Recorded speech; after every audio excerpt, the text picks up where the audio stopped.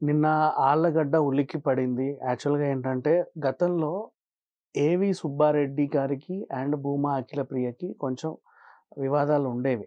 భూమా గారు బ్రతికున్న టైంలో ఏవి సుబ్బారెడ్డి మంచి అనుచరుడుగా ఉండే వాళ్ళింట్లో. అండ్ ఎప్పుడైతే భూమా గారు చనిపోయారో, ఆయన ఒక వర్గాన్ని ఏర్పరచుకొని ఆ స్థానాన్ని తను ఎక్స్‌పెక్ట్ జేశాడు. కానీ చంద్రబాబు నాయుడు గారు ఆ స్థానాన్ని భూమా అఖిలప్రియకి కట్టబెట్టడం, ఆవిడ మంత్రి అవ్వడం, ఇవన్నీ చకచకా జరిగిపోయాయి. బట్ అప్పటినుంచి ఒక వర్గం అంటే టీడీపీయే, ఎంత కాదన్నా టీడీపీయే వాళ్ళు కూడా అఖిలప్రియని వ్యతిరేకిస్తా వాళ్ళున్నారనమాట. తను కూడా ఒక క్యాడర్‌ని సంపాదించుకున్నాడు. తర్వాత ఏమైందో ఒకసారి లోకేష్ వచ్చాడు. మన పాదయాత్రలో భాగంగా ఆహ్, సేమ్ ఆళ్ళగడ్డకి వస్తే, వాళ్ళు స్టేజ్ కట్టుకొని లోకేష్ ఇక్కడికే వస్తారని, వీళ్ళు స్టేజ్ కట్టుకొని లోకేష్ ఇక్కడికే వస్తారని. కానీ లోకేష్ మాత్రం జగత్ విఖ్యాత్ రెడ్డి దగ్గరకొచ్చాడు. అప్పటికి ఆయన నా కొడకల్లారా నరికేస్తా, పాత రోజులు తీసుకొస్తా, ఫ్యాక్షనిజం చూపిస్తా అని చెప్పి గట్టిగా బెదిరించాడు. అంతటితో ఎపిసోడ్ అయిపోయింది. తర్వాత మళ్ళీ భూమా అఖిలప్రియకి సీట్ రావద్దు, రావద్దు నాకే ఇవ్వాలని ఏవి సుబ్బారెడ్డి బాగా కొట్లాడాడు. అయినప్పటికీ భూమా అఖిలప్రియకే సీట్ ఇవ్వడం, ఆవిడ గెలవడం కూడా జరిగిపోయింది. టీడీపీ అధికారంలో ఉంది. వాళ్ళు కూడా టీడీపీ మనుషులే. కాకపోతే ఏంటంటే వాళ్ళకి భూమా అఖిలప్రియ అంటే నచ్చదు. ఏవి సుబ్బారెడ్డి ఒక ప్రత్యేక వర్గాన్ని ఏర్పరచుకున్నాడు.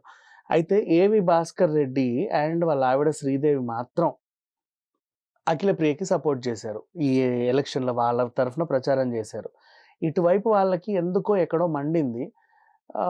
వీళ్ళ సంగతి చూద్దాం అనుకున్నారో, ఏం చేశారో తెలీదు గానీ, నిన్న మాత్రం ఆహ్, సడెన్‌గా ఒక 5, 6 ఇంట్లోకి చొరపడ్డం, కంట్లో కారం కొట్టడం, ఆహ్, భాస్కర్ రెడ్డి పైన అండ్ అలాగే వాళ్ళ ఆవిడ శ్రీదేవి మీద కత్తితో దాడి చేస్తే, శ్రీదేవి పాపం అక్కడికక్కడే మరణించింది. అండ్ భాస్కర్ రెడ్డి కొంచెం ప్రాణాపాయ స్థితిలో ఉన్నాడు.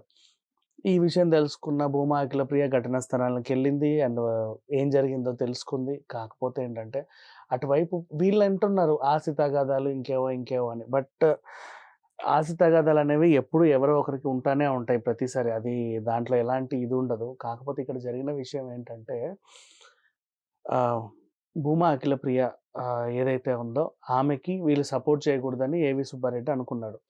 అనుకోకుండా వాళ్ళ మనుషులే ఈవిడకి సపోర్ట్ చేసేసరికి ఒక చిన్న పగ పెంచుకొని ఉంటారు. అండ్ అటువైపు పగలెలా ఉంటాయంటే, ఒక్కసారి మన లంక ప్రాంతాల్లో కత్తి కట్టడం గురించి విన్నాం. మా 'గ్యాంగ్స్ ఆఫ్ గోదావరి' సినిమా చూస్తే వాళ్ళకి అర్థమవుతది. ఒక్కసారి కత్తి కట్టారు అంటే పేరు చెప్పి అమ్మవారి సన్నిధిలో వాళ్ళని ఎట్లైనా సరే చంపేస్తారు వాళ్ళు. ఇటువైపు పగలు కూడా అంతే. ఒక్కసారి పగ పట్టుకొని ప్లానేసారా అంటే, పలానా తేదీకి గుడికొస్తారు అక్కడేసేద్దాం. పలానా తేదీకి అటువైపు వెళ్తారు అక్కడేసేద్దాం. పలానా తేదీకి పేరంటానికొస్తారంటే అక్కడేసేద్దాం. ఇట్లా ఇట్లా మా కాపు కాస్తూ కూర్చుంటారనమాట. ఆ టైంలో అనుకోకుండా నిన్నటి రోజు రానే వచ్చింది. ఎప్పటి పగో తెలీదు. సడెన్‌గా వెళ్లి దాడి చేయడం, చంపేయడం గూడా జరిగింది. అండ్ ప్రెజెంట్ అయితే శ్రీదేవి గారి ప్రాణం అయితే పోయింది. పోస్ట్‌మార్టం రిపోర్ట్‌లో గూడా చాలా దారుణంగానే ఉంది. విచక్షణ రహితంగా గట్టిగా నరికేసి చంపేశారు ఆవిడని. సో, ఆళ్ళగడ్డలో ఒకప్పుడు ఎప్పుడో మన పరిటాల రవి గారు, పరిటాల సునీత గారి టైంలో అటువైపు కర్నూలు, బనగానపల్లి, ఆళ్ళగడ్డ ఆ టైప్ ఫ్యాక్షన్ ఇప్పుడు మళ్ళీ ఇన్నేళ్ల తర్వాత చూసేసరికి చాలామంది గూడా విస్తుపోయారు. అంటే ఇదేం పగలో, ఇప్పుడు చంపింది ఎవరు? ఎందుకొచ్చారు? వాళ్ళ ప్రధాన సూత్రధారి ఎవరనేది ఇప్పటివరకైతే బయటికి రాలా. కానీ నానా రకాలుగా మాట్లాడుకుంటున్నారు. ఆఫ్‌కోర్స్ అక్కడి వాళ్ళకి తెలిసుంటది. అయినా సరే బయటికి చెప్పరు.